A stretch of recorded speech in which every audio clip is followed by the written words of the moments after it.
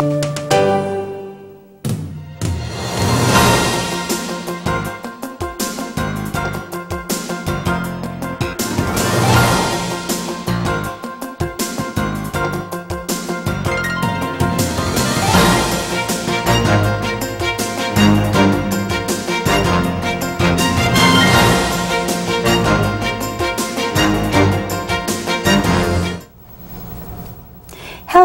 and welcome to Cahnmann's Current Events Roundtable. Today my guests are George Pappas, and he's the Executive Director of the Illinois Drug Education and Legislative Reform. That is a big one. It's a mouthful. And he's been working in drug policy for 5 years in Illinois and Iowa.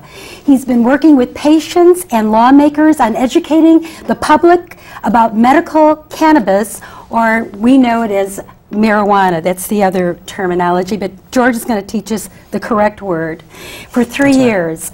George is also chairman of the board of the national grassroots-based organization Students for Sensible Drug Policy. Welcome, George. Great, and we have a delightful guest, Judy Falco, who has been living with multiple sclerosis for 20 years. And she's beautiful, bright, and we love her. Julie, yeah. And she has been a medical cannabis patient for 8 years. She speaks publicly about her experiences using medical cannabis and has testified before legislative committees in support of the Illinois Medical Cannabis Act. She has been featured in print and television news media numerous times and sits on the board of Ideal Reform. And I want to welcome both of you to the show. Thank you for having us. Yes, and this is a very controversial subject. And in fact, I was kind of worried when I was going to do this show to tell my producers and everything that I'm going to be doing a show on medical marijuana because I wasn't sure of the reaction. But they said, go ahead and do it. And I was really happy to do it because what I'm finding out, and all I knew about marijuana before we started talking was, you know, the high part of it, you know, that, you know, kids use it and people use it for a high. Mm-hmm. And this is not the show. If you're looking for that type of show, this is not the show. This is a show on medical marijuana and what medical marijuana does. That's right. And before we go into the law, I want to tell our audience a little bit about it is used now. It's there's many pieces of literature and research. I have books on chronic pain, medical marijuana, arthritis, and on HIV/AIDS. We now know that Spain, Israel, Canada, England, Germany are doing much research on medical marijuana, and it's being used for all kinds of things to prevent cancer, being injected into the cancer cells, also for GI disorders, fibromyalgia, Lou Gehrig's disease, post-traumatic stress. The new one that we're finding out is Alzheimer's, and of course multiple sclerosis. And that's why we asked Julie to come aboard, because Julie has had it for 20 years and she has discovered that this helps her with her spasms, and she's able to do many things that she's going to tell you about. But I want to first talk about the law and what's going on, because I know that there is an existing law in Illinois, and the old law, I believe, was started in 1978, which was the Cannabis Control Act. That's correct. And the new law is the Senate Bill 2568, which is going to amend the existing law on this bill. So, that's right. George, can you tell us a little bit about it, and tell us a little bit about also the difference between marijuana and cannabis? Sure. I mean, until we started talking, I didn't even realize what cannabis was. Yeah, really. And well, there's a couple of points of interest. I think the first one is, you know, when you first, you know, started the show, you said that this is a very controversial subject. And for some people that's true, in some people's minds that's true, but what we find when we do public opinion polls is that this topic is really not as controversial as many people think that it is, particularly as legislators legislators and lawmakers think that it is. When we look at public opinion polls, we see percentages of approval in, consistently in the high 60s, in the mid 60s, in the 70s, in the mid to high 70s. There was one poll done by Time Magazine in 2002, I believe, that showed 80% public approval for patient access to medical cannabis. So the idea that this is a controversial issue only kind of rests in the minds of it seems as though the people who have to make the decisions on it, the legislators. I think they're aware of a stigma that the black market drug marijuana has, and they're worried that that's going to influence their perception in the public eye. But when it comes to cannabis and when it comes to patient access to cannabis, this really isn't controversial. Now, cannabis, why is it called cannabis? Because we grew up with the word marijuana. What is cannabis? Why cannabis? That's a great question. Well, I mean, first of all, it's important to recognize that marijuana, the word marijuana, is the street name for an illegal drug, right? I mean, and that's the word that we know when we talk about the plant. That's the word we use when we talk about, what hippies were doing in the 60s. But cannabis is the name of the plant.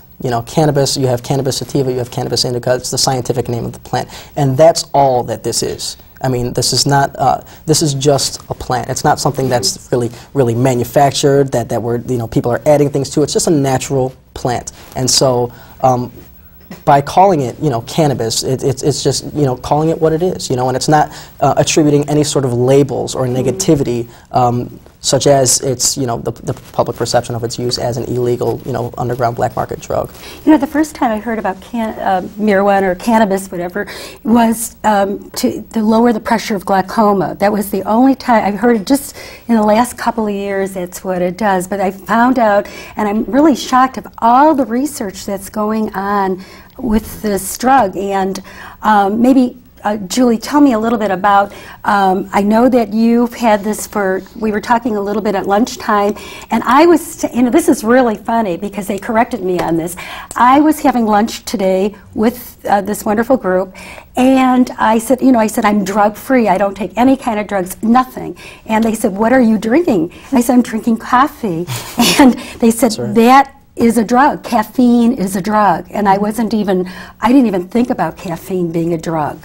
Wow. But it is. Yeah, and that's the image I think that is presented. Coffee, it's just a regular thing. Everybody has their cup of joe in the morning, and it's a good thing. You have, you have your coffee to start your day, but it's the same thing. It's a regular thing in the public mind, but then when you think of cannabis or marijuana, then it creates a completely different field, and you think it's this illicit drug, and it really isn't. And I have found major benefits since I started eating the cannabis 2 years ago. Eating the cannabis? Eating it. No, yes. Okay. How do you eat cannabis? I mean, you just said it was a weed. You don't sit and eat the weeds, do you? You don't eat the. Oh gosh, no. You don't take a plant and just. I see some plants around here and eat the plant. I like sugar in my cannabis, so I make it in brownies, and my process is basically taking a batch.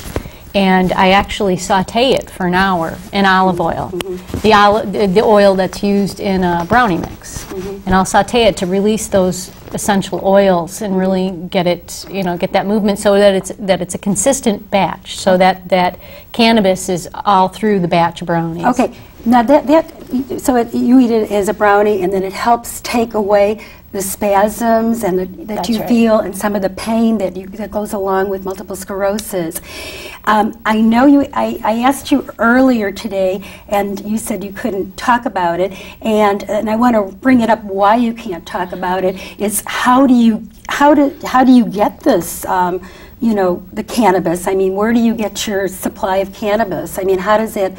I mean, if it's illegal, I mean, do you get it off the street? I mean, what do you do? Yeah, and again, that is something that I really don't like to discuss, because that it is being illegal, and I'm putting myself in jeopardy. This is where the concern comes in. Because this helps me so much, I don't want to jeopardize that situation. I have to an extent, reliable source. Because there's a lot of people that not even use, but there are growers out there, there's farmers that do it, that want to help patients. There are those kind of situations where you don't have to just go to the street, you know, and you know, go into a dark corner, dark alley to get your medicine. And certainly, there's those kind of situations. There's people that are willing to grow it, to provide it to people that really, really need it. But I think this is why we need the Act, the Cannabis Act, because you're going to somebody, maybe you're going to somebody reliable, but somebody else, and I know I've heard horror stories of people getting their drugs off the street, people that really need it, and it's not consistent, and they can really, you know, they could die from it. That's right. And Right, yeah, you don't know what's in it, you don't know the level, and you get Exactly. different, yeah, And it's a concern. Right. I mean, you may know what you're doing, but what happens if your supplier, you know, vanishes, moves out of town, whatever, and that's why I know that I know people that they're heroin users.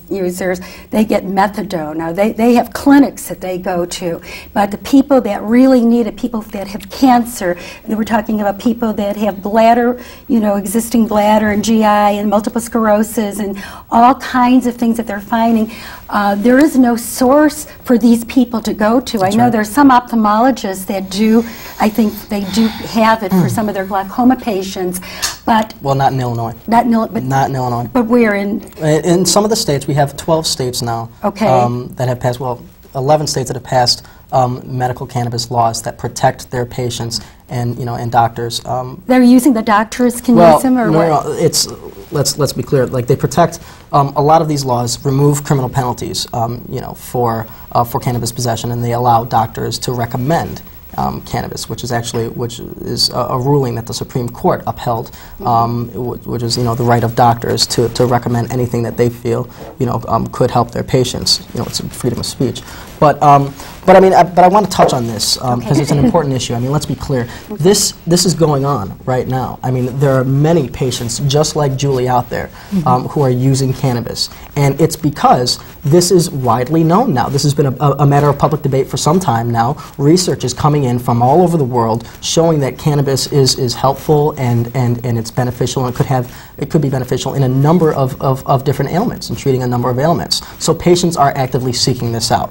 Now, the situation right now is just what Julie's described. You know, it's you have an unreliable source. You're forced to go to an unreliable source. You know, a lot of times on the street. You know, a lot of times people who would never think to use cannabis and certainly wouldn't use, you know, like, you know, marijuana recreationally. Now they hear from their doctor that it could have some medical benefits, and so they're seeking it out on the street, and they don't know where to go, and they don't trust the supply, but they're forced into this position. Which is really, now I know that there's a drug called Santivex, which is a liquid cannabis extract that is taken as a sublingual spray under the tongue, but it's not available in the U.S. That's right. It's manufactured in Great Britain, and and you can get it in Canada, because I'm not sure about England. They haven't approved it yet. The laws in England, but Canada is having this drug. What is this drug? Where is it given to doctors there, or hospitals, or clinics, or what goes on with Santivex? Well, it's an approved drug in the market in Canada. Basically, what it is a liquid, like you said, it's a liquid cannabis extract. So a lot of times, the analogy that people use is that it is what coffee is to the coffee bean. That's what Santivex is to cannabis. You know, so it's essentially the same thing, the same product, has the same components. Now, one of the problems with Santivex is that it's a standard drug, right? And one of the things that we're finding with cannabis, which is really very interesting, is that different strains or different types of cannabis may have different effects for different patients in treating different illnesses or different symptoms. And this is something I found out with my condition.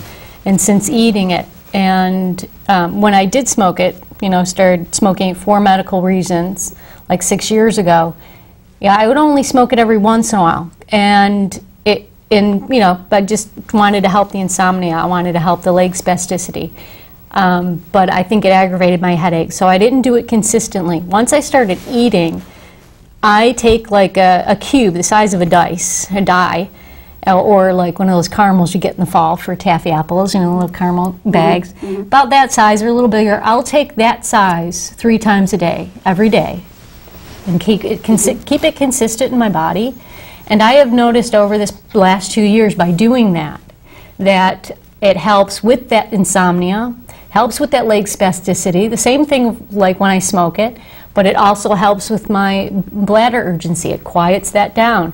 It quiets the numbness and tingling that's in my legs. And then it's helped my mood and my, you know, the mental, you get depressed of, you know, I didn't know where this disease was taking me. I didn't know what was going on. And I've had a better mental outlook from that. It's better than any antidepressant I've ever been on.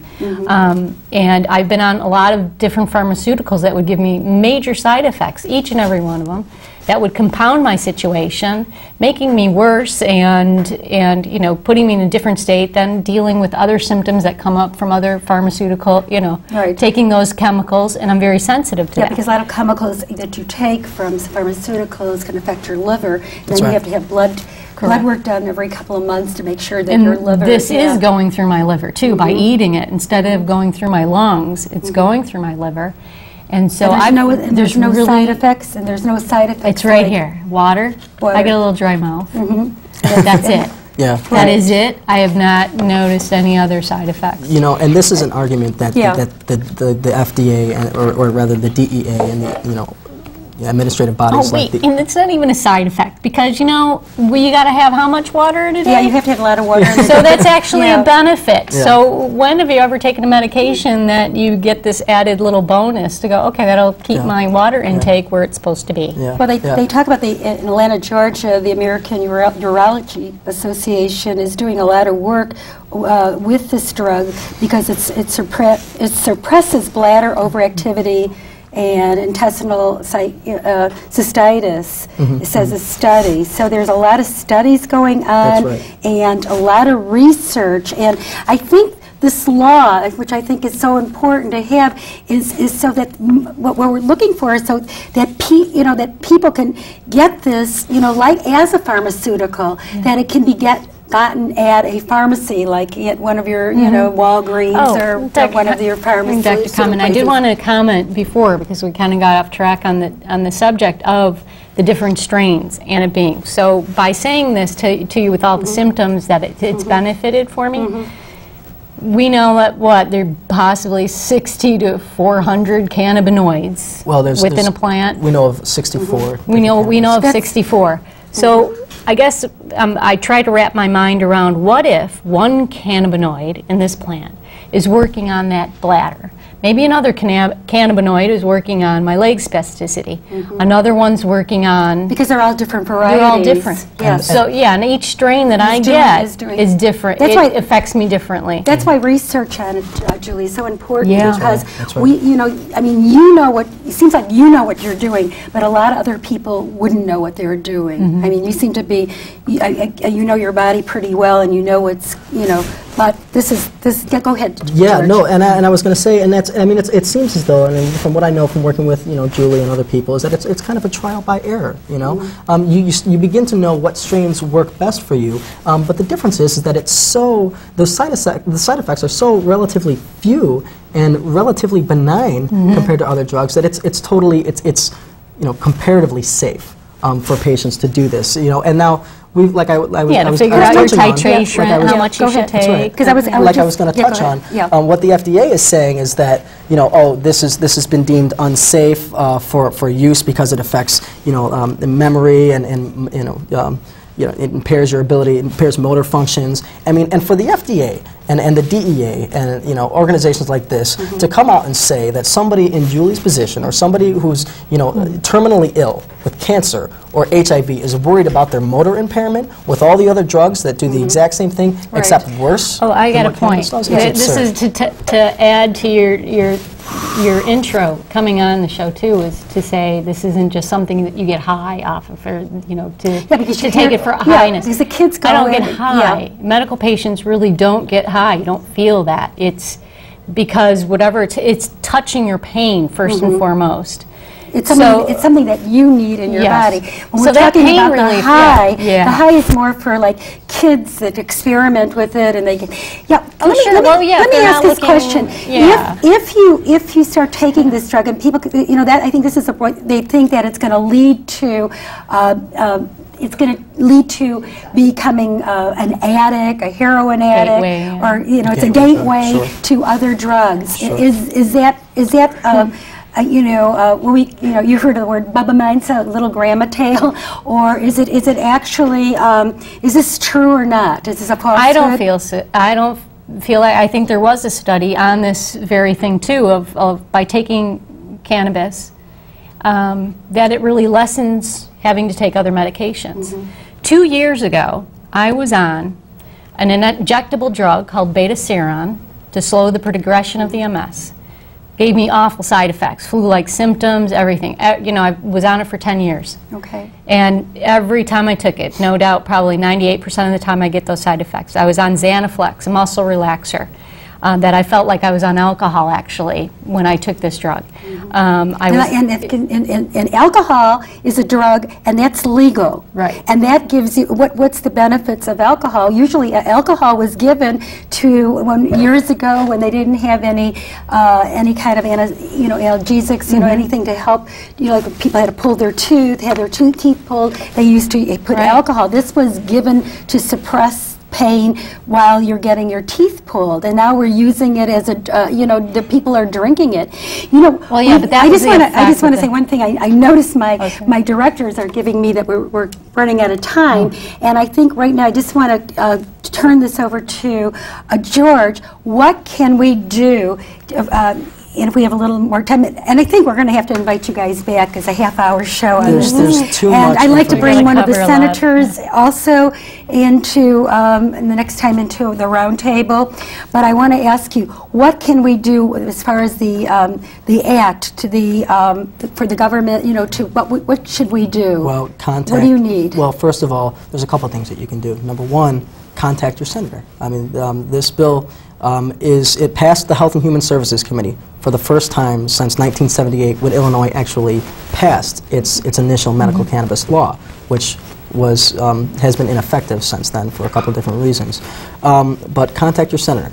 Tell them to support this issue. Tell them that they shouldn't be afraid of the public getting on them or viewing their support of this issue negatively. That's important because really legislators and lawmakers, from our experience in speaking with them, are afraid of this issue. They're afraid of what the media is going to say. They're afraid of what the public is going to say. We talk to a lot of people who agree with this. We're really looking into research right now because all the other countries, like I said before, Germany, Israel, Italy, England, Canada, they're all into research on these drugs. And United States is having difficulty doing research because they're not giving, and the FDA is having a hard time with the FDA. The FDA has, and yet all the other countries are like way ahead of the United States on this. That's right. And I think it's very, very important that this needs to be done because we're seeing a lot of benefits from this cannabis, but it has to be in a controlled substance. It has to be so people like Julie don't have to get it from, a source. I don't have to move. And I can't even tell my audience where she gets it because I can't. Because I cannot be privy to it either. Right. Because and it's like it's like I feel like we're doing in the back alley somewhere. Or I don't want to have to move to a state that it's legal, and I don't think I should have to move. To another state if I don't want to. And if I could, before we end, I want to make sure that Julie gets across the importance of this issue for her and her history of these medications that she's been on, and now the position that she's in now. You were saying that you were on all these other medications. Yeah, and since 2004, and I'm no longer on those medications. I only take cannabis brownies and Tylenol 3 with codeine as a backup. And your neurologist? Yeah, my neurologist, Dr. Anthony Reeder at the University of Chicago, and he sits on the clinical advisory board of the MS Society. He's totally in support of me using this. So what is his feeling? Does he think that the drugs, that we'll be able to get this, if he's at what hospital?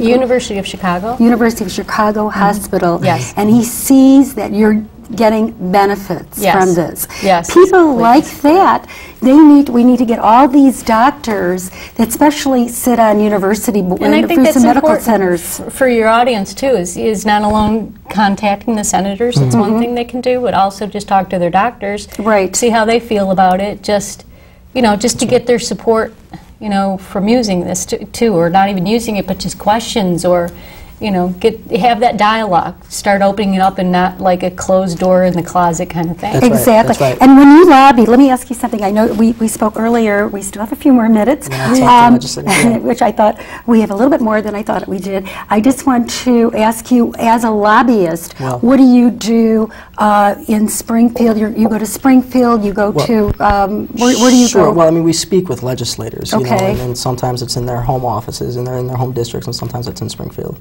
How successful have you been with Well, lobbying? and again, this is something that people, legislators, generally, our experience has been that they either support or would like to support in theory. The argument of whether or not cannabis is medicine, the arguments that we use and the debates that we're having with these lawmakers is beyond that point. Now, generally people accept it as medicine. Now the question is, how do we regulate it in a safe environment? How do we put out the message that Right. it's not okay for kids to use, that this is something that patients use, this is a medication that they use, and how do we control the environment? Yeah, because I know a lot of the kids That's are important. getting these things on the webs. The website, there's a lot of websites, I understand, where they can get drugs. I just read And something for that kids, they and I can just- get alcohol on the web now too. I just read something. Yeah, about which is that. unfortunate, the websites. Well- And see that, it's Yeah. giving The the problem drug is- a bad name, and it's unfortunate. And there has to be some Right. controls for, we're talking about medical marijuana. We're not talking about, the other type of drug for, like we talked about the word high, that's what these kids are using it for. I don't know why they need to get high, because you can get high on life. To me, life makes me high. Pain that's- relief for me is my high. So if that's what they're going to talk, semantics about a word, that's So my high. Yeah, so I that's don't the know why pain people relief. have to get high, because it feel good just to feel life. Yeah. And that's the message, that's the message, that this is for patients, and the argument that this will send the wrong message somehow to children is absurd. I mean, to say that we can't pass this bill and at the same time, tell children to make the right decisions, and that this is not okay for them to use, and that this is a medication that patients need. To say that we can't tell children that while passing this bill and allowing patients like Julie to access it is absurd. It's a poor argument. So are you getting some cooperation from people, from any of the senators? Is anybody giving you any cooperation in the state of Illinois? Yeah, we've had a lot of great had a lot of- cooperation. yeah. I mean, John Cullerton from Chicago was a sponsor of the bill. Okay. And I mean, he's been great, and we've had a lot of help from other senators as well. We spoke with. And it's not a party line, by the way. It's not. I was just gonna say. It's for you're getting help from both Democrats and Republicans. That's right. So this is not a show on just the Republicans or just the Democrats. You're getting help from both. That's right. Yes. We spoke with Senator Eltoff yesterday, and she gave us some great information, and she's the one that said that this isn't about the medical benefits of this. This is about getting the law enforcement on board. The law enforcement's opposed right now. They're scared of this. And they have some reason to be. I mean, so getting them on board is important. Well, I want to. And I agree we with have you. Republican support. I'm glad you're getting some public, and also people to really phone into their senators or congressmen, their physicians, and I want to thank both George Pappas and Julie Falco that you came on this show, and I'm really happy that you contacted me, because this is, as you say, it's a little bit controversial, but at the same time it isn't. It's something that we really need to address, and we haven't addressed it. And I want to thank both of you. Thank and you I for hope having us. I would Thank like I would invite you back on the show. We'll bring some congressmen next time, because I think we need to get this going for your Anytime. We'd love lobby it. group. We'd love to be back. Okay. Great. Thank you Thank you. very much. Thank you. And Thank thank you, Julie. You too. Okay. Thank you.